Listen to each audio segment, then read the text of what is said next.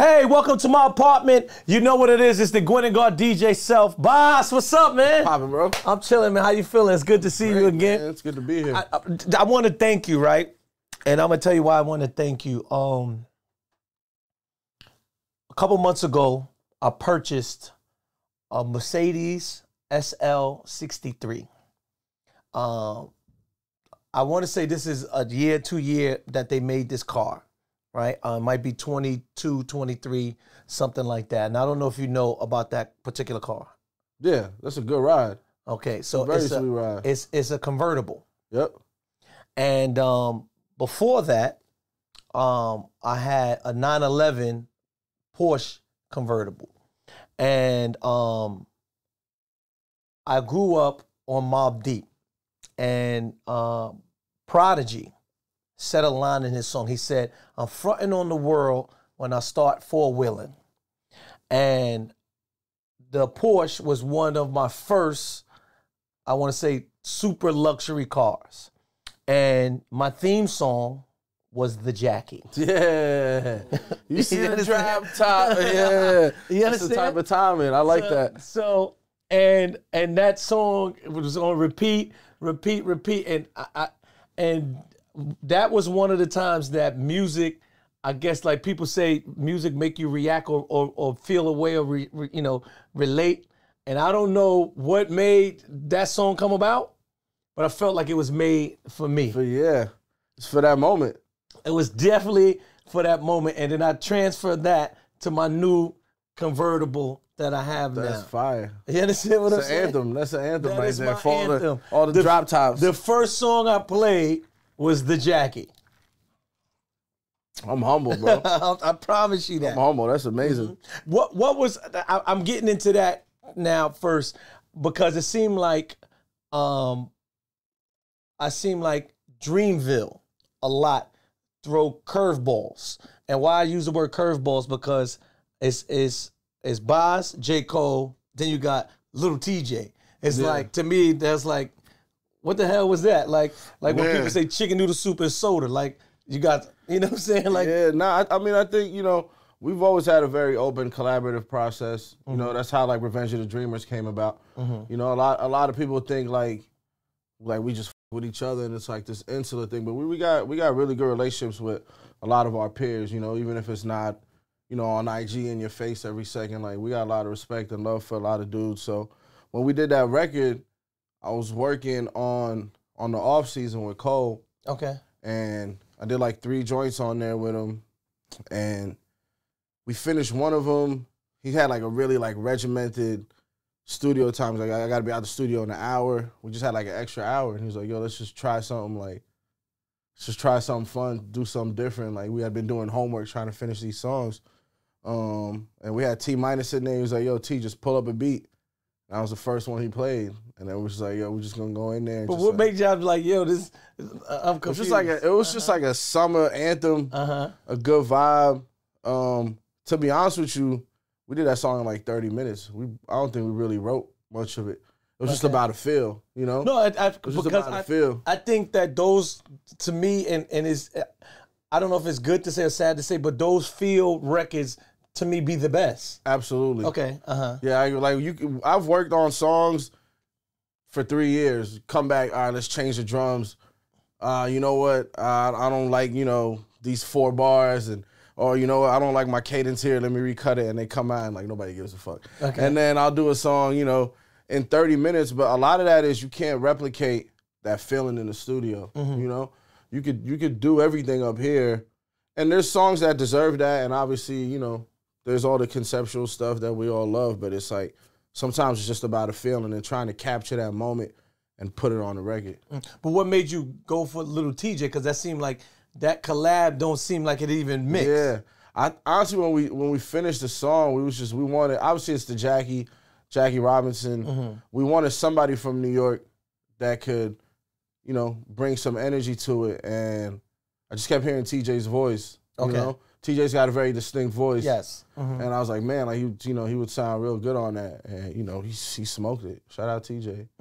Do you feel that confuses your fans or listeners? Because it's like, yo, why you got these people on there? Yeah, it should though. Okay. You know, I like that. I like confusing the fans and the listeners. I feel like you should constantly be evolving. You should constantly be trying to give them something new, or it gets stale, you know. And I feel like that's when I kind of get to put on like my A&R hat, you know, and I enjoy that. Or a producer in a, you know, not in like a beat making way, but like really trying to make a song, you know, trying to find voices that complement each other and trying to keep it all dynamic. So I actually really enjoy that when people are like, damn, you know, they'll say that like, oh, this is the collab we didn't know we needed. You know what I mean? Like I kept seeing that and I'm like, yes, I live for that. That's crazy. Because when I saw it and I saw the track list and I was like, oh, you know, it just kind of like threw me for a curveball. And a lot of times, you know, certain collabs just be like, where did that come from? Yeah, you got to hear them. Okay. You know, no, the song's fire. Yeah, exactly. Fire. It can sound like a disaster when you just read it, and then you're like, nah, I gotta listen to see what the hell they doing. Okay, I didn't know you was from Paris. Yeah, I was born in Paris. I moved to Queens when I was like 7. Okay. So do you really say? Do you feel like you from Paris or you from Queens? Nah, I'm from Queens, bro. Okay. Yeah, all my formative years were in Queens. You know what I mean? What part of Queens? Jamaica on the north side, like right off Hillside Avenue. Okay. Yep. You know, all my lifelong friends are from Queens. You know, my family's still in Queens. I just bought a house in Queens. Like, what made your family move to? My pops was working for the United Nations. Okay. So he was. My parents are from Sudan. That's where like they met. My pops was pretty much went into like working for the UN and the government. And then they sent him to France, and then he took a gig. So he was from Sudan originally? Yep. Sudan. But then came to America. He spent like 30 years in France. Got you. And I was born like the last 7 years he was out there. Mm-hmm. And then he took a gig right at the UN on 42nd Street. Mm-hmm. And so my whole family moved out to Queens. And just came to Queens. Yep. The reason why I'm saying that, because a lot of times I hear, we always hear about like racism and stuff only in America, and then I know that, you know, now even with Paris and different things, that like that's a big thing now, right? Yeah, no, it's huge out there because there's a huge like Arab and Muslim and West African minorities out there. They're like very marginalized, obviously, because, you know, France colonized so much of Africa, North Africa, West Africa. So a lot of those people migrated to France, you know, over the years, and now there's like they got their conservative movement. It's a lot like how we have conservatives here that don't like Mexicans coming into the country. You know what I mean? Until they leave, and then they're like, oh shit, like nobody's doing the work. You know what I mean? You see what's going on in Florida? They're kind of going through it too, with a lot of like their agriculture and shit like that. But that's happening in France. You know, there's a lot of racism against those minority groups, especially like the North Africans and the West Africans, and you know, they're rising up. Do you get I want to say experience with racism here? The reason why I'm saying that, right? I go on the plane a lot, and if I'm sitting in first class, most of the time I do stunting on it a little bit, right? So a lot of times they'll be like, yo, what team you play for? So oh my God. I play for no fucking team. I don't look like I play for a team. Like, you know what I'm saying? Like, I look like an athlete? Like, really? You know what I'm saying? Like all the time. I have a little bit more patience with it, but Cole gets so aggravated. Like, because we'll be, you know, if we're touring, it'll be like 5, 8 of us. You know, and they're like, oh, what team you guys play for? Like, we're fucking doctors, like, we're engineers. I like, do that all the time. He's always snapping back at me. I do say that, okay. I thought that was weird, because I'd be like, I'm a doctor. Yeah, I do say that. I use that. You. I'm a doctor. I feel you. That definitely happens, man. But, you know, that's kind of part of the DNA. Did you see that video in Alabama? So I wanted to talk to you about that too, right? How do you feel about that video? Amazing, the reason why I'm saying that, right? I smiled with my heart. Because I feel like, and I'm using it loosely, I'm gonna use, because I feel like we're so much open, but we're still in a box. So when I say that, I come back and I'm talking to my Spanish friends, and I'm like, yo, did you see what happened in Alabama? And they're like, nah, what happened? I'm like, what? You didn't see this? But they telling me about what happened with 6ix9ine and Baby Moms. Right. So in Alabama, what supposedly happened, because I wasn't there. Yeah, right. we can only see what we saw. It was the. It looked like he was trying to get him to move their boat. So the security guard, right, Super G. I'm keeping Bill, right? Listen, security guard is about to fight somebody. When he did the smurder? He threw the smurder. He threw the smurder. Yo, the dude threw his hat up. It started, rumbling and stuff. So now, a whole bunch of white guys, they wound up or white family, I don't know, I think there was a family or something like that. They wound up jumping on the security guard, the black security guard. And then, from my understanding, the boat that had a whole bunch of black people in it was trying to dock. Right. So they saw this whole thing happening, so that's why they came to the guy's aid. Bro swam to his aid. You saw the dude swam, right? That dude needs a medal, and the other dude skipped. When the dude skipped, when you skip to a fight, it's on, right? Yeah. So how do you feel about that? You say you was happy. I was very happy. Okay. Man. It felt like I was watching like Rocky or like an underdog story, you know what I mean? Just to see the unity, see people come to his aid.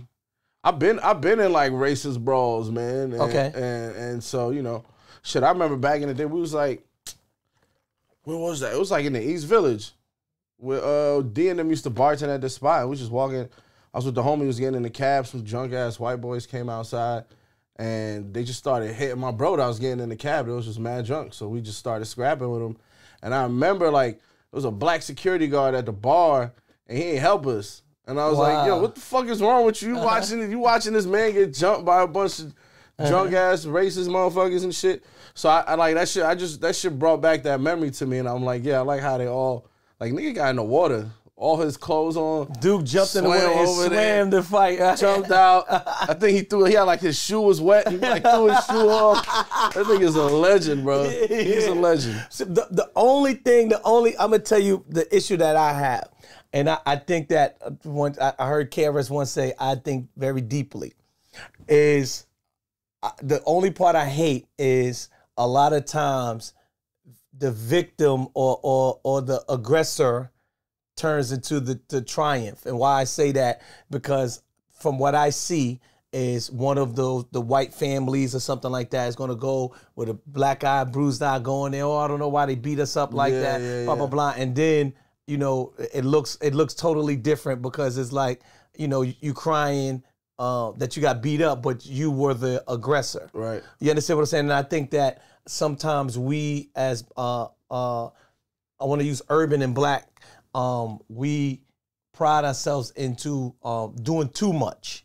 So why I use the word too much, and I know some people may get upset with me for saying it, but too much meaning that ideally, I wish they would have just got the security guard up out of there. Yeah, you don't want to celebrate violence. We're not here to celebrate the violence. Ideally, just got him up out of there, and then even had him cry. Yo, they beat me up. Blah, blah. Yeah, and then we, but now, the term would change, and it's like, oh, all those black guys beat up. Yeah, I feel you, but it do feel like a little bit of justice, especially with a state with as racist of a history as Alabama. It's Alabama. You know what I mean? It just felt like, I don't know, it felt like justice, man. It just felt like, it felt like years of that in one ass whooping. So if we get one, we just celebrate just one, right? Just one, and then let's go back. Today I saw some people remaking it. I did see that. Like, there was a group of black dudes and a group of white dudes remaking it, and that's like, that's the reality of the world we want to live in, and what we should really celebrate, is that we can come together after the fact and laugh about it, But that one was just, I don't know, man. I hate to be negative, but I love that shit. No, I did see it all throughout my timeline. I was just like, wow. But again, I don't know who the security guard was, and I knew he had to be from some the hood or something like that, because he threw the hat up. He threw the hat. He threw the hat. He was ready. He was ready. The hook came right after the hat. Yeah. That was amazing. It was like the bat signal, right? He threw the hat in the sky like that. Oh my God, that's crazy. So now you as an artist, I'm looking. And I didn't really notice, and I'm like, damn, this guy ain't put an album out in like 5 years. Yeah, it's crazy. You getting that much money? I gotta say, I mean, I'm doing all right. I'm blessed. I will say though, in that time, we put out Revenge of the Dreamers. I put out 2 EPs. I did a gang of features. I went out and really searched for people I wanted to collaborate with that could kind of expand my artistry, like guys like FKJ and this band Jungle. Dude Gala Matias, like they're all they're not even really, they don't make hip hop. They're all like multi-instrumentalists, just trying to find ways to grow my sound. And I found it, and then they all ended up contributing to my album. So it's just go time. Like, I've been blessed to be able to do shows and tour the world. And so you did this purposely, not coming out, because I've never heard an artist say, "Yo, I'm good. We're not coming out 5 years." Yeah. Well, COVID threw a monkey wrench in everybody's plan. By doing what? Well, I want to tour, So it's like I'm not gonna drop and not be able to tour. The whole world was shut down, But even since then, it was a blessing because, I kept working on the album. It gave me more time to work on the album and fine-tune the messaging and find what I want to say, find the sounds that I want to use.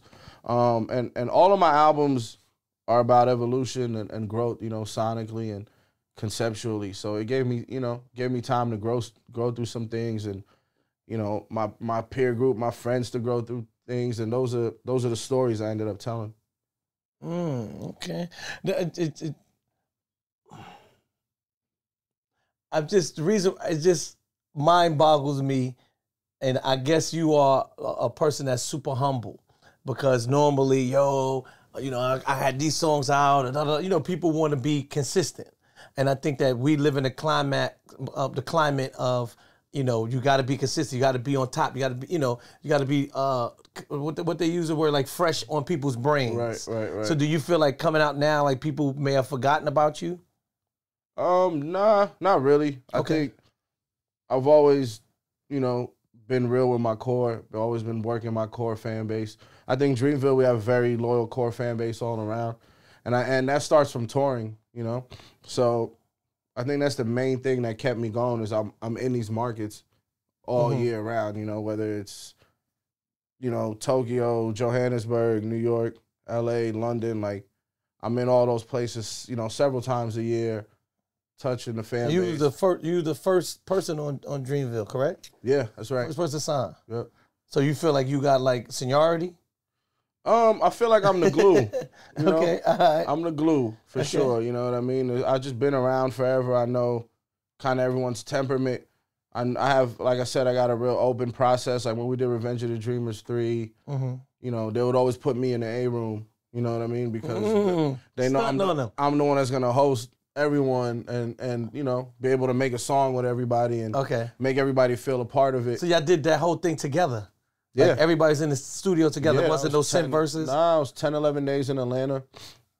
Everybody came down. We had a bunch of rooms going. Jid had a room. Ari had a room. Cole had a room in the back. I was mostly in the A room.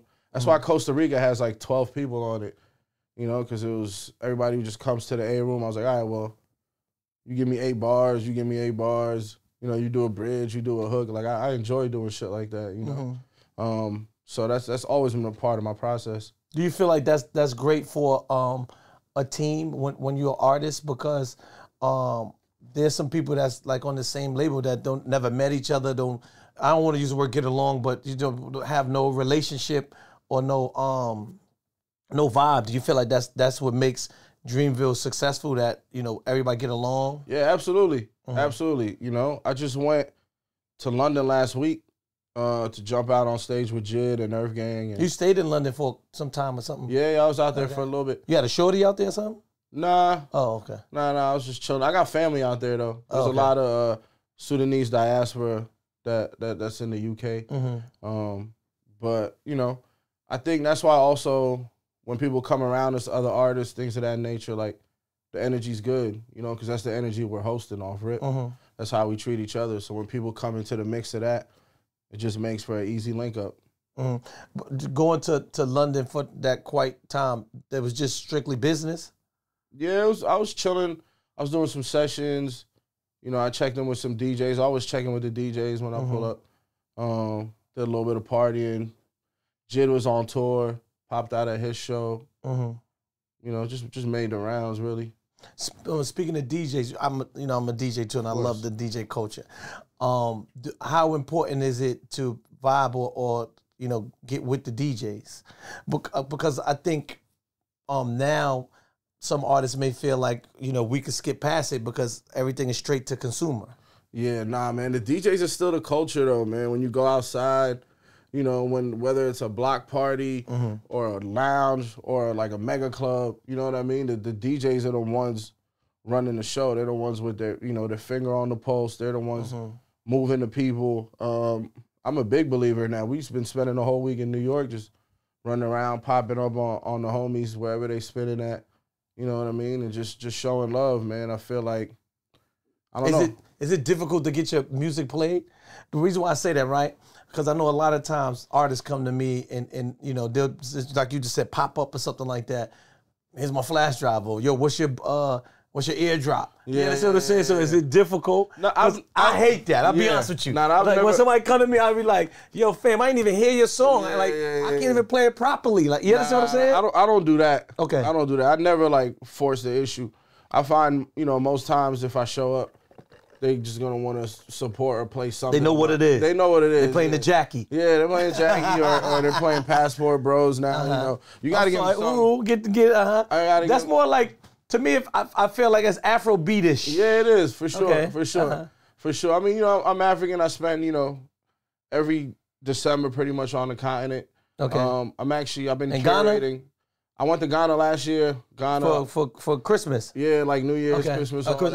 We did Everyday People with MoMA. Shout out DJ MoMA. And really, I've been spending a lot of time out there, South Africa. I'm actually curating. I help curate this festival out there. Okay. And booking a lot of artists to come out there.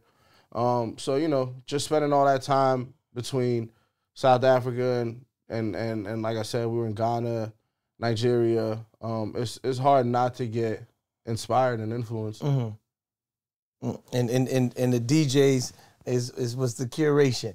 I like that word too, man. For sure. And also, you got to make something for the DJs. You can't just want them to play anything. You gotta have that in mind and have intention to be like, all right, well, I want to make a song that makes people move. And that's why I like going out. I like to hear what the DJs are playing too. Like, I don't want to hear my shit. Like, I know what my shit sound like. Do you pay attention to the charts? Yeah, I mean, I'm sure I do. But it's like, I think Taliban's just started charting recently. Okay, But if you've been outside, it's been, you know what I mean? So I'm more on that side of things. That's why I like to stay outside, because it's, the charts most times are late unless you're like, a super established artist that just kind of charts automatically. If you're really looking for the songs that are changing the culture, changing the sound, like, you got to be outside. You got to hear what the DJs are playing. What would you consider the Taliban record? Reggae or Afrobeat? That's what I'm saying. Like, it's changing the sound. It's kind of both. Yeah, right. Like, that's what I'm asking. Like his cadence, his melodies. It's very reggae. But then like the production, it's kind of Afrobeat. So it's like it's hella interesting to me when those songs come about, because you like he tapped into something. You know what I mean? And I'm sure we'll see more people following that and add their own mix to it. What's your music of choice right now? Yeah, like in your car, you listening when you're in the drop top. Probably some Afro beats, honestly. Afro beats, okay. Yeah. And who's your favorite? Some of your favorite artists? Wow, Burna Boy, Rema, WizKid, Lil J, Ira Star. There's so many doing it. Ashake. There's a whole list, man. They're really killing it. Do you feel that Afro beats is getting the proper just due? I think it's starting to. Okay. I think it's starting to, But I think also it's interesting because obviously, I have a lot of friends that are in the industry as far as like labels, you know what I mean, working at labels, and it's hard for them to really see the impact. Right? Because the numbers are a little different. When you talk about the African continent, it's like, everybody's not on Spotify or Apple Music or these metrics that the labels rely on so heavily. A lot of it is you kind of have to be outside. You got to be at the function. To find out what's going on. You got to feel what's going on before you're going to see like all the data metrics, you know? So I think... How do you feel that Afrobeats could fix that? The reason why I'm saying that is because, you know, there's other genres of music that I feel like is put in front of it. But, you know, again, when I go out, you know, that is one of the genres that I feel like I see that everyone listens to across the board. Right. And me saying that to you is maybe because, you know, primarily they always say we all somehow come from Africa. You know, we all love that drum. Right. And things like that. Like I was in Panama, and you know they was playing a lot of, you know, Spanish songs, but then you heard, you know, the Afro beats in there. Yeah, I heard a lot of Afro beats and stuff. Yeah, you know what I'm saying? So and then I'll go to I'm using like I'll go to Mississippi. Right. You understand what I'm saying? Like Right. it's primarily like, you know, Southern black, but I still hear young last, you know what I'm saying? I hear something, you know, something like that. So how do Afro beats, the genre, how could they fix and get their just due? What would be advice that you think? That's interesting. I mean, I think obviously it's going to take some investment, you know, from the majors, go to the continent, cultivate more. I think as far as monetizing it the way, you know, a lot of our genres are monetized, that's a good question. I don't necessarily have the answer for. Okay. Maybe the Spotifys and the Apple Musics of the world can tier their, you know, their pricing, because obviously when it comes to, you know, $12 is $12 to us, but it's different when you go over there. You know what I mean? A little bit more expensive. Yeah, exactly. You know, and people have other things they got to take care of. So that's why I think you'll see a lot of it. It's like YouTube plays. Or I was in South Africa, and WhatsApp is huge out there. Like the DJ, like they'll sell you a song on WhatsApp for like whatever, like 50 cents or whatever, and then you pay them and they'll send you the song. It's like some fire My Piano record. I had to buckle down. I hated WhatsApp for a long time. I just got WhatsApp maybe a month ago. Yeah. WhatsApp to me, it was like too accessible for everything. Like, yo, let me see, what's your WhatsApp? Let me see your picture. Let me see your song. Let me see your video. And I was like, You know why it works out there though? Is because you don't need a lot of data for WhatsApp. Everything is in the WhatsApp app. Yeah, it takes very little data to operate it. You know, so you'll find in those places where, you know, everybody ain't booming with the 5G and all of that. It's like it's the easiest way for them to send stuff back and forth. Well, I finally got a WhatsApp. Yeah, you got to. I had to buckle down. You know? So I do have WhatsApp now. But please don't send me all your flyers and Yeah, no, that's when it gets hectic. Yes. People put you in groups with like 50 people you don't know. Yeah, you be like every week it's like, oh, crypto group. I'm like, yo, I don't even know none of these people. Man. What's going on with the So the new album's a long title, so I don't want to mess up the title. Yeah. What's the album? It's called We Only Talk About Real Shit When We're Fucked Up. Okay, and is this something that you thought of, like you and the homies was talking and stuff? It's like it's exactly that. It's, you know, one too many of these. Okay. You know, 5, 6 a.m. and you know the club is over, the after party's over, the girls went home, and the after party's never over. It's never the over. Girls. Nah, you're right. You know, the girls went home. So we're gonna rewind that. Or this time we didn't get any girls. All right, so, that happens too. That happens too. Okay. Let's keep it a buck. You know, nobody's batting 1,000 out here. But no one is. You know, either way, you just find yourself with the squad or with a few homies at the end of the night, and whatever's been weighing on them, you know, it turns from like this, you know, super joyful, just fun occasion to like some real shit, you know, where something slips out and, you know, you find out, oh, bro's been dealing with this, you know what I mean? Or, you know, these insecurities have been weighing on this guy, or, you know, whether it's, you know, financial issues, women issues, you know, significant others, family issues, whatever it is, childhood trauma, like all of those things, especially like over the pandemic is kind of where the thought started. And that idea kind of came to me because we wasn't doing shit. Like we was really in the crib, just like drinking, you know what I mean? Like doing nothing, can't go outside, can't see nobody.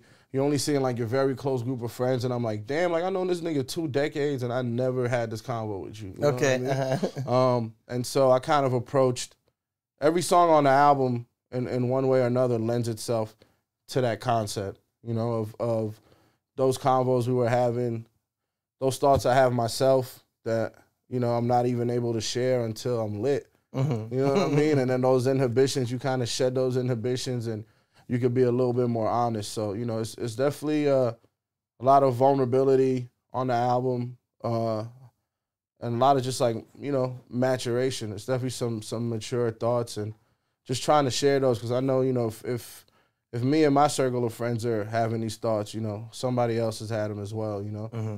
Do you feel that you get major support from your label? Yeah, I think so. I'm not talking about Dreamville. I'm talking about, I'm using Interscope. Yeah, I mean, you know, as much as they can. I think nowadays it's so tricky, you know. I don't even think a lot of the times, you know, they know what to do. And that's not even like a knock on them because they've been like very hospitable to me and all my ideas, you know. But it's like, I think about it like, what's breaking the artist? Like, how do you break an artist nowadays? Or how do you pop an artist off? It's like, yeah, some people say you're high, and I tell people there's no real answer. Everything has its own path. Yeah, like you just never know. I used to know that I use like, it may not work for you, it may work for them. Exactly. You know, I always think of Doja Cat because I had been on a Doja Cat for a minute, and I always thought she was dope and kind of slept on. And then like she did that Moo thing. Remember Moo? Okay. Where it was like a joke, and she went like super viral off that. And then when I look at her trajectory, that was like one of the moments that really like sent her. Now I know she's messing up now though. I mean, I kind of like what she's doing. Okay. I'll be honest with you. It's so raw and honest. What's that one thing she tweeted at one of her fans? Like, yo, like, go help your parents or something. Like, well, I know funny. She lost like mad fans. You know what I'm saying? Yeah, no, she says things I think a lot of artists might think and never say.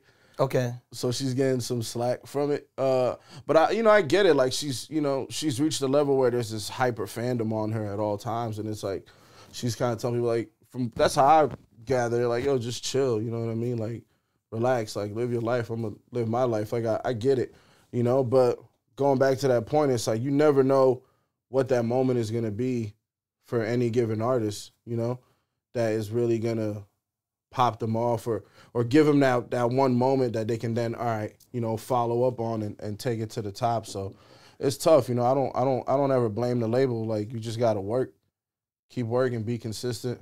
How much control do you have with your music? 100%. So it's never a time where you had somebody that's like, nah, that ain't it, fam.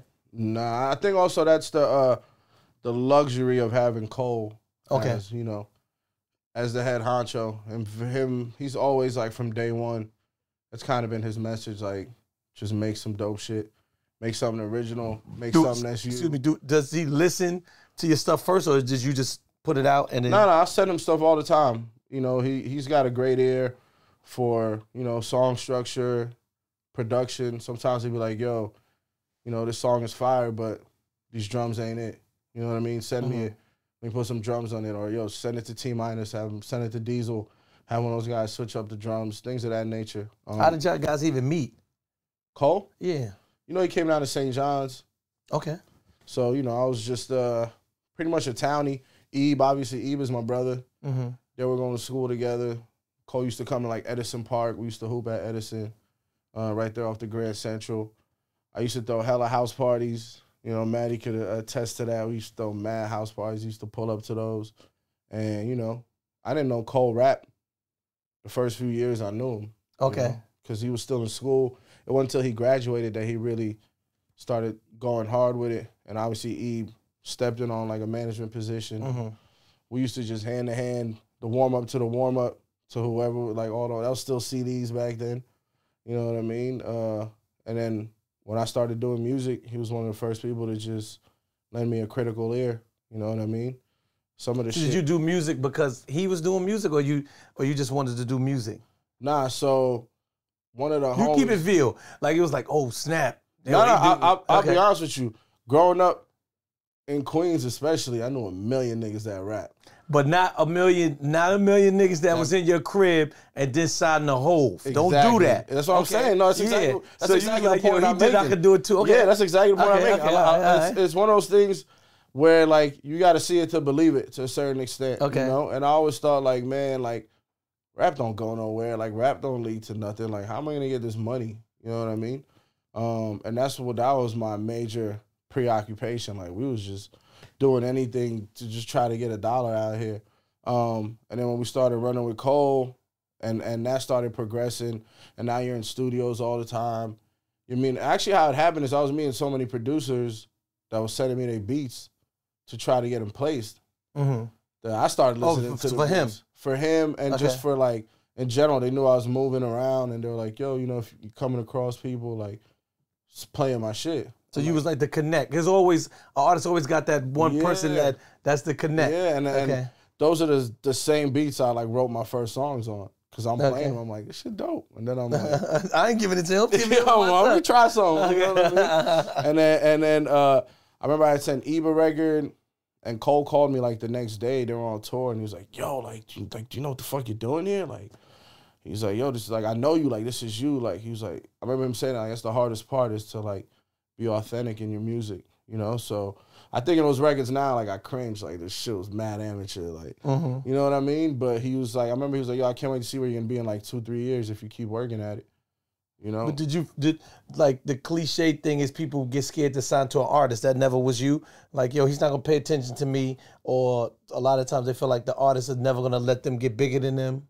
Nah, it was such a family, like, homegrown situation, and really being around Cole, and especially even like the producers he put around him, it really, when you look at people that put in their 10,000 hours in a craft, and you haven't, and they're doing everything they can to catch you up, you know, they're doing everything they can to share knowledge, share beats, you know, took me on the road. Like, Cole's always gone above and beyond to try to put us on, you know what I mean? There was never a moment where any of us have felt like, damn, like, you know, like it wasn't being done for us. So it was never a thought, because there was offers before we did the Dreamville situation. What you mean offers? Like to sign me as a by yourself. artist. Okay. Yeah. But we just always kind of stuck with the vision. And then after Cole put out Born Sinner, then every label was like down to give him a label JV. Yeah. But after the first album, that wasn't it yet. You know, after the first album, there was a few labels that were down to sign me. Obviously knowing he'd be involved with it. But they weren't ready to do like a Dreamville situation. So the plan for us was always like, let's wait till Dreamville has a home and start. Oh, so that was always the plan. Yeah. Okay. Now I've known those two guys for many moons also, and always been upstanding. And I think a lot of times, sometimes we don't, I want to say, praise people for being pretty solid. I hate to use the word real nigga, but I want to use the word pretty solid. Yeah. Reason being, I remember those John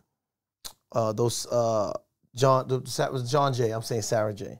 The college days. St. John's. St. John's. I'm sorry, John Jay. I know so many colleges. St. John's, and I remember both of them used to come to a party I used to do. What's called BB Kings. Yeah, I used to do BB Kings. They always like every week. They still talk about that. Yeah, they just go. Cole low-key back outside. I'm like, you got to pop up so I remember one day, a friend of mine's name is Kwame, right? Kwame and them were super tight. Yeah, shout out Kwame. That's the Kwame's dog. my guy. So Kwame was like, yo, it's my man. He signed to Jay-Z. I was like, fuck out of nigga. $20 at the door. Tell him to expect it. You know what I'm saying? I'm like, whatever, nigga. You know what I'm saying? Tell him 20, him 22. You know what I'm saying? But I remember them always like, you know, having a good time and being peaceful guys and never like rah-rah and stuff like that. And it did seem like they were studying the game and even sometimes studying me, the way I was performing and stuff like that. I did see that. And I know it sounds like, yeah, right. But I did see that because it stuck out, because I was like, you know, when he said, I signed to Jay-Z, and this was when, from what I remember, this was when they first broke up, right? And I don't know if Cole was the first person to do the Rock Nation thing. Yeah, the Rock Nation thing. Because Rock Nation wasn't really, you know, it was like, well, that was Rock Nation. He was really the first to pop it off. Yeah, that's what I'm saying. Because I remember that, because I was like, there's no such thing as Rock Nation. What? Yeah, get out of here. You understand what I'm saying? Right. So I remember these days, because I remember saying $20 at the door. I remember. Yeah. I definitely remember. So, you know, so I've always known they've been pretty solid, and you know, even till today, you know, whether I got an old number or whatever number, anytime I call, he answers. And I'm like, this guy's at the top of the game, and he answers. And even if I call, he doesn't answer, he'll text me. I'm busy, or I'm doing this, I think he was in Africa or something. Just another time he was playing the basketball or something like that. You know what I'm saying? Like, but he answered. Right. And I was like, okay, you know, so it still made me feel like, at least this guy head ain't get humongous. So I could see, you know, for a DJ that I'm not gonna say I'm a part of his immediate cipher, you know, I could see how he would do with his friends that's a part of his immediate cipher. And I'm just splitting his characteristic. Sure. Cole, he probably better with his phone than I am. Okay. He's way richer and busier than I am. So I always tip my hat to that. Like he'll always hit you back. He'll always, you know, if I send him a song, it's very detailed notes. It ain't just like, oh, that's dope, bro. Okay. You know what I mean? It's like, yo, do this, do that. You know what I hear, X, Y, Z. So it's like he'll always give you like his time and his effort. Okay, all right. So now let's talk about this new album. Let's sell some records. Let's get it. Like, why these people should you know, invest their time and streaming, looking for it, anything. I'll say I'm probably not the only person that is maybe a little bored with the state of things. Okay. You know, I'll say. What you mean by bored? I'll say sonically, as a genre. You saying hip hop is trash now? No, I'm just saying it's stalling a little bit. I'm of that belief. You know, I think that's why do you think so? I think people aren't taking risks. Okay. People are relying on the same formula. They're not reaching out to musicians and other genres enough. We're not taking what's dope about what other people are doing and making it our own. I think I've made a really active effort on this album to do so, and that's something that's come with like me traveling the world, you know, working with whether it's bands in London or, you know, South African producers or, you know, guys here at home, LA, wherever the case may be. So basically you're saying hip hop is trash right now. No, I would keep never it say real, that. man. Right now. No, because there's a lot of dope shit going on. But I will say in a whole though. I think it's lacking progression. I think we've been in the same place for a while. You know, that's why you go to the club and people want to hear Afro beats all night. Okay.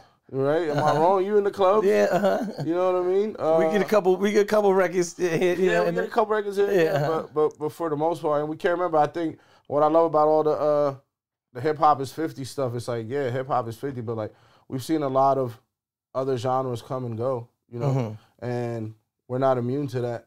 And you know, you got to keep progressing. You got to keep pushing the art form forward. You got to keep expanding your craft. You got to keep telling stories that resonate with people, that they don't just want to hear, you know, in the club. They want to play on a road trip. You know what I mean? All of those things, all of those thoughts went into me crafting this album. And because I don't want to get the title wrong because it's so long. Yeah, it is wordy. Okay, yeah. So the exact title. We only talk about real shit when we're fucked up. When we're fucked up. All right, so now I kind of interrupted you by when you was pitching to the people about why should they. You said you're taking risks. This is different. What else now? Yeah, I don't want to mess up. You know, it's evolution. I think it's just pushing the sound forward. You know, it's very much hip hop, but it's pushing it forward. And you know, if you're like me and you feel that way, then give it a listen. Hopefully, you know, I lived up to your standard. Somebody that's not on Dreamville, hip hop wise, that you checking out now, and you wish that you got them on your album, and to see you next time on the album is who? Wow, that's a good question. There's a lot. Just one. The first person that come to mind. Better yet, somebody that you grew up on and you saying, I wish I could get somebody, you know, somebody that's what I should say. 50. 50. Yeah. Okay. That'd be tight. 50 has such a huge impact on us, on my generation, you know. Get Rich dropped when I was, you know, in high school, you know, when those albums that come out in high school. What was your favorite song on that album? It's such a classic album. That shit's like Thriller. We was talking about it the other day. It's like our Thriller, like production, engineering, everything is so top notch. I might go with Heat. It's beef, John. I might go with Heat. That might be a sleeper, but blow your brains yeah, out. I might go with Heat. Yeah. Okay. You want to shout anybody out? Talk to Man, you know, shout out to you, bro. Okay. Thanks for having me. Shout out to Camp Dreamville. Shout out to all the loyal supporters, man. We'll see you at Dreamville Fest next year, hopefully. Let's get it.